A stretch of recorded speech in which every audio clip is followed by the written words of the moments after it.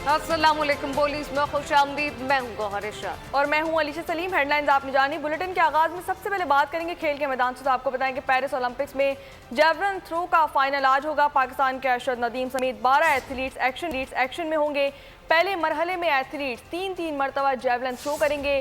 3 बारियों के बाद बेहतरीन थ्रो करने वाले 8 एथलीट्स मजीद 3 बारियां लेंगे। मजमूई 6 बारियों में सबसे बेहतर थ्रो प्लेयर की हतमी थ्रो करार पाएगी, जबकि स्टार्ट लिस्ट में अरशद नदीम का नंबर चौथा है। अरशद नदीम 86.59 मीटर के सीजन बेस्ट के साथ फील्ड पर उतरेंगे। जेवलिन थ्रो के फाइनल राउंड के लिए अरशद नदीम ने कौम से दुआ की अपील कर दी है। एक बयान में नामवर पाकिस्तानी एथलीट ने कहा कि कौम की दुआओं की बदौलत अल्लाह ताला ने मुझे इज्जत बख्शी। मेडल जीतने के लिए आप सबकी दुआओं की ज़रूरत है। Pakistani athlete Arshad Nadeem javelin throw के फाइनल राउंड में आज एक्शन में होंगे। उनकी कामयाबी के लिए पुरुमीद अफराद में ज़िंदगी के हर शोबे के अफराद शामिल हैं। सियासतदानों से लेकर खिलाड़ी, समाजी शख्सियात, शोबिस पर्सनैलिटी ने अरशद नदीम के लिए नेक ख्वाहिशात का इजहार कर दिया। पेरिस में जारी ओलंपिक मुकाबलों में ऑस्ट्रेलियाई हॉकी टीम का खिलाड़ी कोकेन खरीदने के इल्जाम में गिरफ्तार कर लिया गया। फ्रांसीसी मीडिया रिपोर्ट के मुताबिक ऑस्ट्रेलियाई हॉकी प्लेयर पेरिस में मुबैना तौर पर कोकेन खरीदने के इल्जाम में फ्रांसीसी पुलिस की तहवील में है। पेरिस पब्लिक प्रोसिक्यूटर ने गिरफ्तारी की तस्दीक कर दी है, जबकि कहा कि 28 साल ऑस्ट्रेलियाई खिलाड़ी को काबिल एतराज़ मवाद खरीदने के बाद गिरफ्तार किया गया। जबकि दूसरी जानिब ऑस्ट्रेलियाई ओलंपिक कमेटी ने भी अपने खिलाड़ी की गिरफ्तारी की तस्दीक कर दी है। अब आपको बताएं कि बांग्लादेशी क्रिकेट बोर्ड दौरा पाकिस्तान से मुतालिक स्टार ऑलराउंडर शकीबुल हसन से मुशावरत करेगा। बीसीबी ऑफिशियल के मुताबिक शकीबुल हसन कनाडा में 4 ग्लोबल T20 लीग में मसरूफ़ हैं, जिससे उनकी वतन वापसी 13 अगस्त तक मुतवक्के है। बीसीबी के मुताबिक टेस्ट स्क्वाड दौरा पाकिस्तान के लिए 13 अगस्त को उड़ान भरेगा। इससे पहले स्क्वाड का मुख्तसर रेटिंग कैंप भी मुनक्किद किया जाएगा। बांग्लादेश में अमन अमान की सूरत हाल के बायस क्रिकेट टीम का दौरा पाकिस्तान गैर यकीनी सूरत हाल में दो चार है। सियासी मंजरनामे से खबर शामिल करें। आपको बताएं कि बानी पीटीआई सानिया 9 मई से मुतालिक मशरूत माफ़ी मांगने को तैयार हैं। कमरे अदालत में सहाफ़ियों से गुफ्तगू में कहा कि पहले 9 मई के वाक़यात की CCTV फुटेज सामने लाई जाए। मुल्ज़िमान हमारे निकले तो पार्टी से निकाल दूंगा, माफ़ी मांगने को तैयार हूँ। सबूत आपके पास हैं तो मुल्ज़िमान की शिनाख्त करके कैफर किरदार तक पहुँचाया जाए। 9 मई के मुतासरीन हम हैं, इंसाफ किया जाए। इलेक्शन हमें लड़ने नहीं दिया गया। मज़ीद कहा कि फॉर्म 47 वाली हुकूमत से कोई बात नहीं होगी।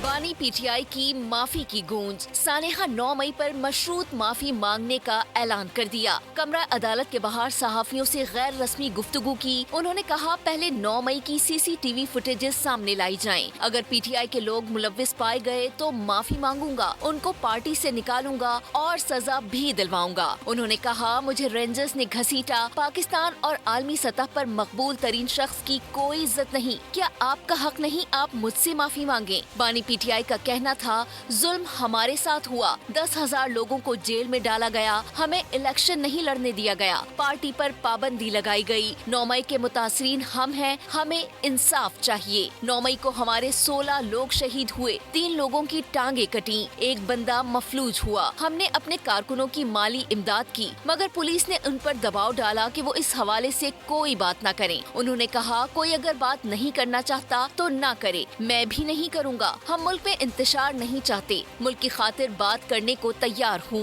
बानी पीटीआई का कहना था मुशर्रफ ने नवाज शरीफ, आसिफ जरदारी को NRO 2 दिया। दोनों ने 1100 अरब रुपए के केसेस माफ कराए। 20 सीटों वाली जमात को धांधली ज़दा इलेक्शन से मुसल्लत कर दिया गया। वाजे किया कि हम फॉर्म 47 वाली हुकूमत से किसी सूरत बात नहीं करेंगे। आज़ाद उम्मीदवार को 3 दिन में सियासी जमात में शामिल होना होता है। अदलिया आइन में तरमीम कैसे कर सकती है? नून लीग के रहनुमा तारिक फजल चौधरी ने सवालात उठा दिए। बोल न्यूज़ के प्रोग्राम ऐसे नहीं चलेगा में बातचीत करते हुए उनका कहना था कि जो काम असम्बली नहीं कर सकती वो अदालत कैसे कर सकती है। आज़ाद उम्मीदवारों को सियासी जमात में कैसे शामिल होना है, इसका तरीक़ाकार मौजूद है। कौमी असम्बली और सूबाई असम्बली उन सीटों के जीतने वाले, आज़ाद जीतने वाले लोग और उसको इलेक्शन एक्ट 2017 के साथ मिल के देखें तो एक तरीक़ाकार वज़ा किया गया है कि अगर कोई शख्स आज़ाद हैसियत से असम्बली का मेंबर बनता है, सूबाई व कौमी असम्बली, तो वो 3 दिन के अंदर एक पॉलिटिकल पार्टी को ज्वाइन करेगा और उसके बाद वो उसका जो बयान हल्फी होता है किसी पार्टी को ज्वाइन करने का, वो इररिवोकेबल होता है, वो काबिल तनसीख नहीं होता। तो जो आप सिंपल मेजॉरिटी से असम्बली के अंदर काम नहीं कर सकते, वो कोई भी अदालत कैसे कर सकती है कि वो आइन में अमेंडमेंट करे। पहली बात तो ये कि ये आइन से कोई इनहराफ नहीं है, ये amendment gross human right violation की बात अगर हो रही है तो अदालतों का इख्तियार है, लेकिन ये तो इलेक्शन लड़ना कैसे है, पार्टियों को कैसे ज्वाइन करना है, ये फ़ैसला तो पार्लिमान ने करना है। ये तो फ़ैसला जो है कानून साजी के ज़रिए होना है। उसमें तो कोई ऐसी एबनॉर्मेलिटी नहीं है कि जिससे मैं समझता हूँ कि स्ट्राइक डाउन किया जाए। तरीक़ाकार कि आपने कैसे एक पॉलिटिकल पार्टी को ज्वाइन करना है, कितने दिन में करना है, वो उसका एक तरीक़ाकार बिल्कुल वाज़ेह है। खबरों के सिलसिले को आगे बढ़ाएं। अब आपको बताएं कि इसराइल पागलपन पर उतर आया। इस्माइल हनिया को शहीद करके कशीदगी में इजाफा किया गया।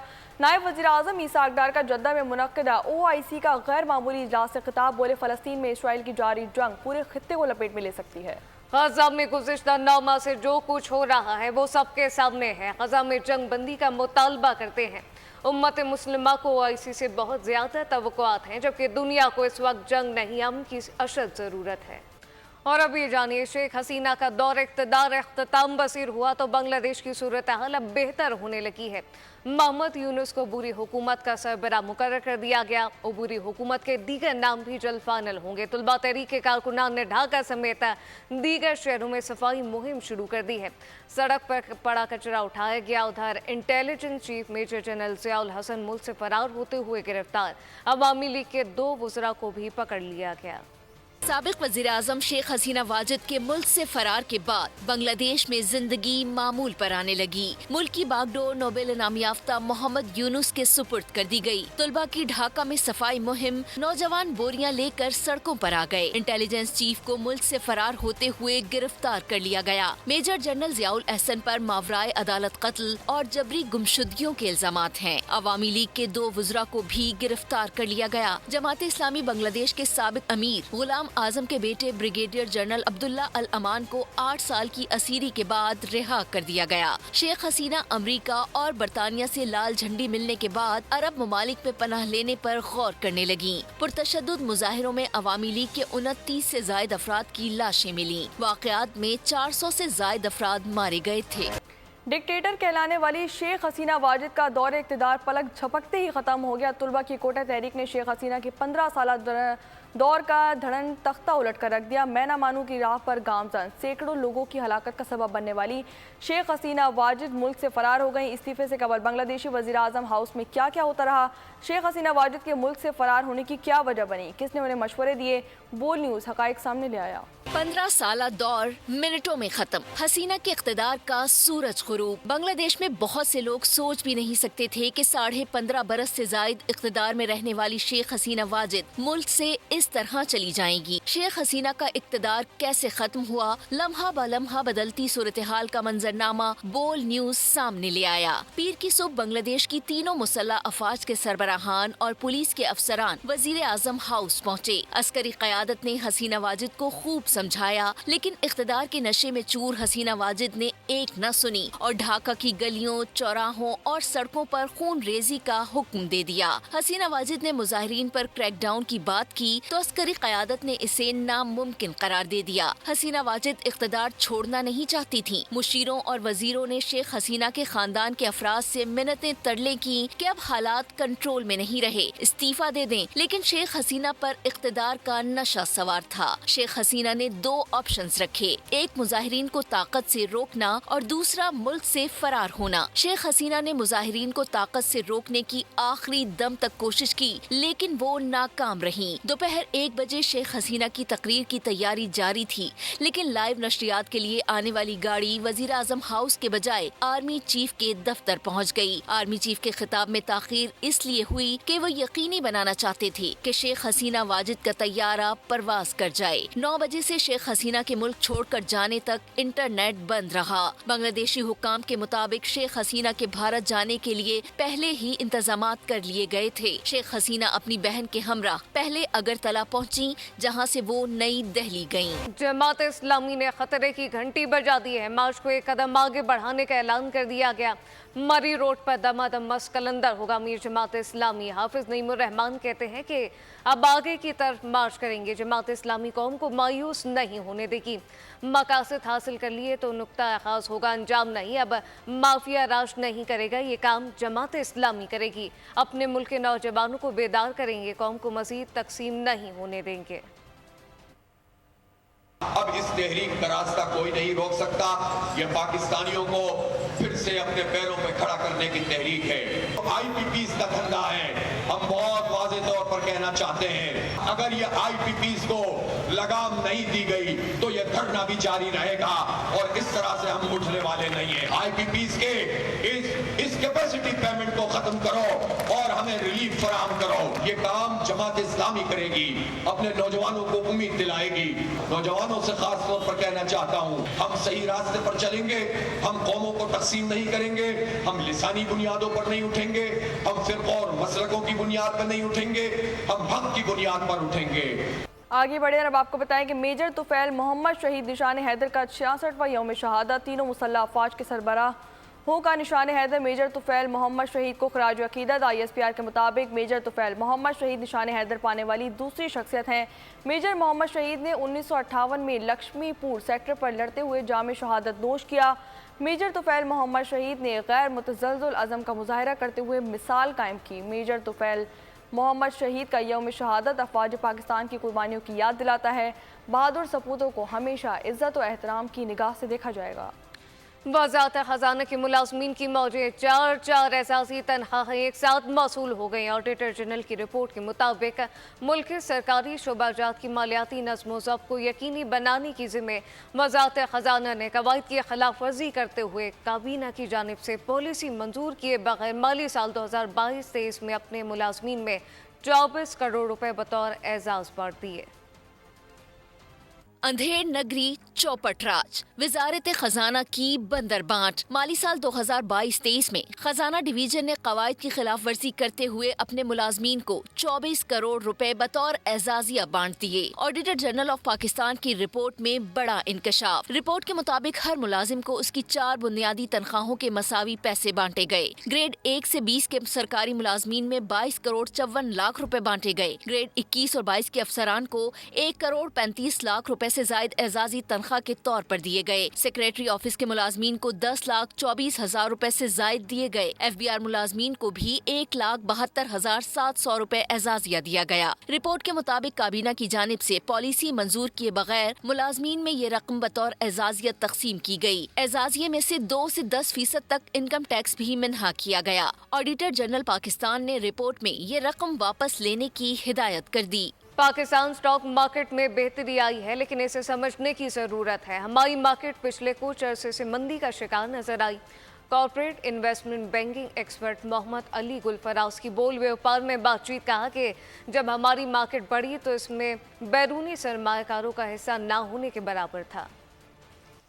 पाकिस्तान स्टॉक मार्केट जो है इसने सेकेंड हाफ ऑफ 23 से अब तक काफ़ी स्ट्रॉन्ग परफॉर्मेंस दी है। ख़ास तौर पे 23 का जो साल था उसमें बड़ी रोबस्ट परफॉर्मेंस आई है। लेकिन इस पूरे कॉन्टेक्स्ट को भी समझने की ज़रूरत है, क्योंकि ऑल्दो आपकी 23 में 55% के करीब जो है स्टॉक मार्केट ने गेन किया है 23 में, तो लेकिन अगर आप इसको मज़ीद जाके एनालाइज करें तो आप ये देखेंगे कि हमारी मार्केट जो है वो बड़े अरसे से बहुत अंडर वैल्यूड थी और इस सब्सटैंशियल अपवर्ड करेक्शन के बावजूद अभी भी मार्केट जो है हमारी मेरे ख्याल में अंडर वैल्यूड है। देखिए पिछले साल जब हमारी स्टॉक मार्केट ने काफ़ी सब्सटैंशियल ग्रोथ की है, ये 54-55% की, तो फॉरेन इन्वेस्टर्स का कंट्रीब्यूशन उसमें ना होने के बराबर था। वज़ीर आला पंजाब मरीम नवाज शरीफ की हिदायत पर CM Maryam Nawaz free wifi का लाहौरा कसूर के बाद अब ननकाना साहब में भी आगाज़ कर दिया गया। डिप्टी कमिश्नर ने बताया कि पहले फेज़ में 5 मकामात पर सेफ सिटी फ्री वाईफाई को फंक्शनल कर दिया जाएगा। साथ साथ तहसील मोड़, चौक और कचहरी फाटक और दीगर मकामात पर यह दिया जा रहा है। ननकाना साहब में 25,000 से ज़्यादा शहरी फ्री वाईफाई की सहूलत से इस्तेफादा कर सकेंगे। ख़वातीन और तलबात भी इसी मुतालिक CM Maryam Nawaz free wifi service से हंगामी सूरत हाल में मदद हासिल कर सकती हैं।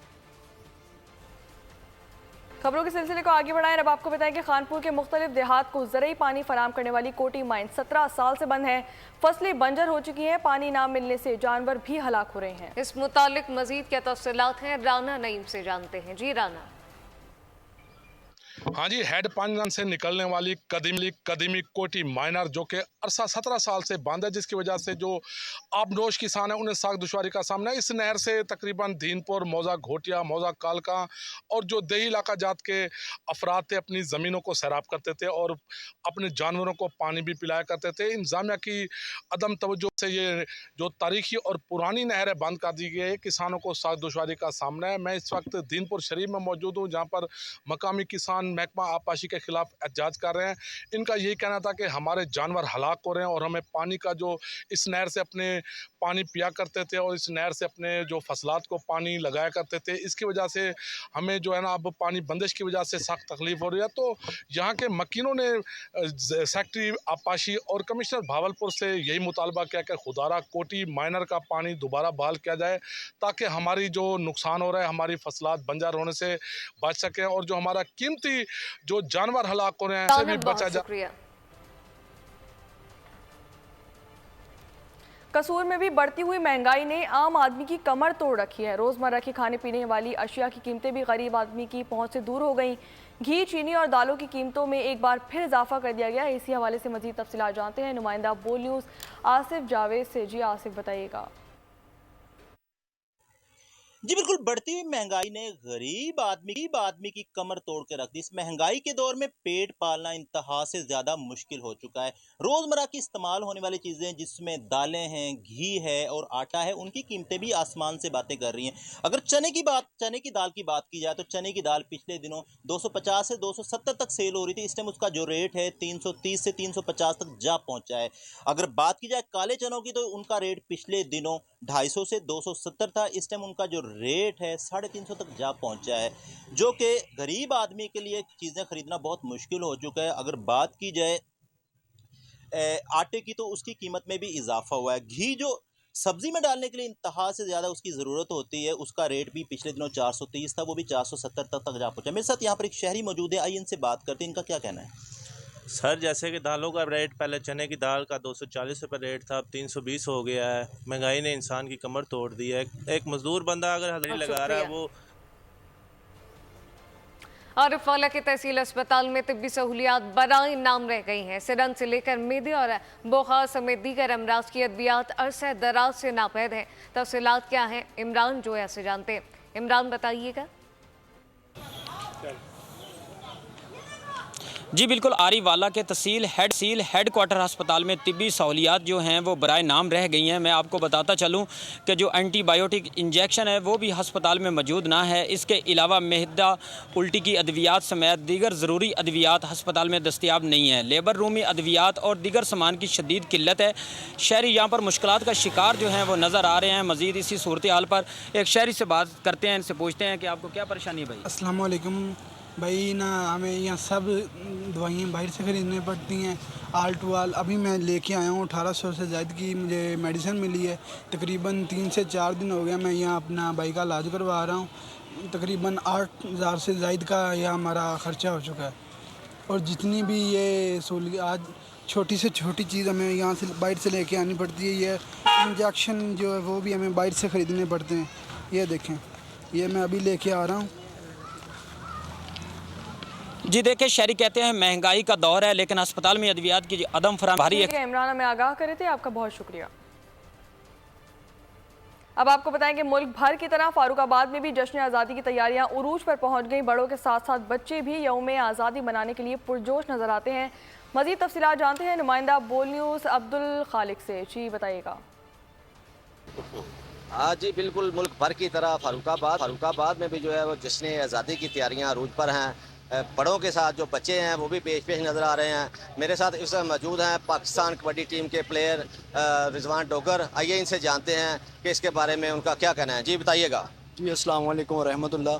जी ये जो जश्न आज़ादी 14 अगस्त है, ये हमारे बड़ों की बहुत सारी कुर्बानियाँ इसमें, और हमारे बड़ों ने बहुत कुर्बानियाँ दी। और आज हम भी जो हमारी ये 14 अगस्त आ रही है, इसके पुरजोश से जितना भी जुनून के साथ हम ये 14 अगस्त मनाएंगे। और ये जब दिन आएगा तो जो कुछ भी हमारे खून में जज्बा है और हमारे बच्चों के खून में भी ये जज्बा जाएगा और हम इंशाल्लाह ताला पूरे जोशो खरोश के साथ ये 14 अगस्त मनाएंगे भी और इस दुनिया को भी बताएंगे और पाकिस्तान जिंदाबाद के नारे भी लगाएंगे इंशाल्लाह। मुल्क के दीगर शहरों की तरह कमालिया में भी जश्न आज़ादी की तैयारियां जारी हैं।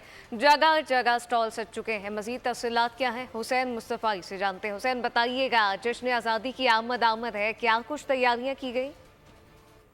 हाँ जी बिल्कुल, 14 अगस्त यौम आज़ादी पाकिस्तान करीब आता जा रहा है। कमालिया के शहरी भी मुल्क भर की तरह यहाँ पर खरीदारी करते हुए नजर आ रहे हैं। कमालिया में भी मुख्तलिफ स्टॉल्स लगा दिए गए हैं। स्टॉल्स पर मुख्तलिफ चीज़ें दस्तियाब हैं, झंडे, झंडियाँ, बैजेस और मुख्तलिफ सजावटी अशिया यहाँ पर खरीदने के लिए बच्चे, बड़े और बूढ़े यहाँ पर आ रहे हैं। मेरे पास एक बच्चा भी मौजूद है, इससे मालूम करेंगे कि बेटा यहाँ पर खरीदारी करने के लिए, बेटा क्या कहेंगे आप? मैं ये कहने वाला हूँ क्योंकि 14 अगस्त पाकिस्तान आज़ाद हुआ है। 14 अगस्त को पाकिस्तान हमारा वतन है और हम यहाँ बाजार में आए हैं झंडियाँ और झंडे खरीदने। हम घर को सजाएंगे और हम गलियों को सजाएंगे। पाकिस्तान जिंदाबाद। ठीक है, आपका बहुत।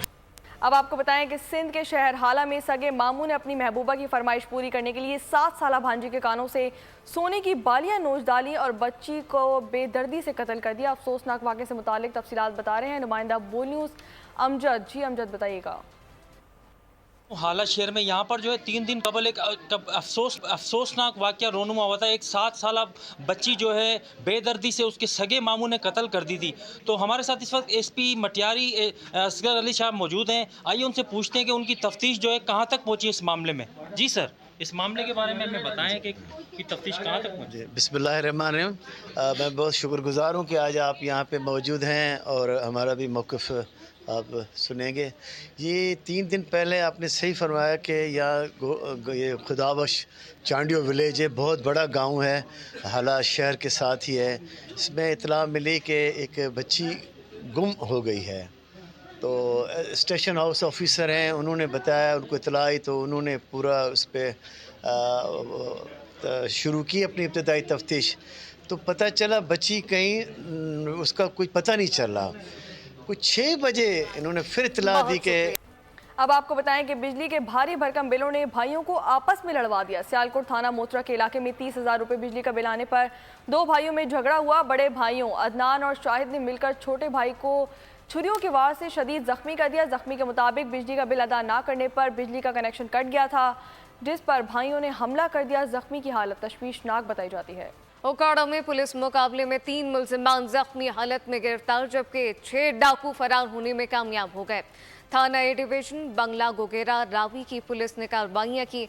मुल्जिमान के कब्जे से असलहा, मोटरसाइकिल और मसरूक़ का सामान बरामद कर लिया गया। पुलिस के मुताबिक जख्मी डाकू की शनाख्त तनवीर उस्मान और नादिर अली के नामों से कर ली गई है, जबकि गिरफ्तार डाकू के खिलाफ मुतादिद थानों को डकैती राजधानी के मुकदमात में मतलूब थे। अब आपको बताएं कि सिंध हुकूमत ने 2022 में आने वाले सैलाब से मुतासरा इलाकों में घर बनाने का वादा पूरा कर दिया। मीरपुर बाथोरो के मुतासरा खानदान को भी घर फराहम कर दिए गए। अहल खाना खुशी से निहाल हो गए। आसिफ जरदारी और बिलावल भुट्टो का शुक्रिया अदा किया। सिंध हुकूमत ने 2022 में आने वाले सैलाब से मुतासरा इलाकों में घर बनाने का वादा पूरा कर दिया। सजावल में कुरुमल्ला के मुतासरा खानदान को घर दे दिया। अहल खाना खुशी से निहाल। आसिफ अली जरदारी और बिलावल भुट्टो का शुक्रिया अदा किया। न्यूज़ बुलेटिन से फिलवक्त इतना ही। मजीद खबरों और अपडेट्स के लिए विजिट कर सकते हैं हमारी वेबसाइट bolnews.com और देखते रहिए बोल न्यूज़।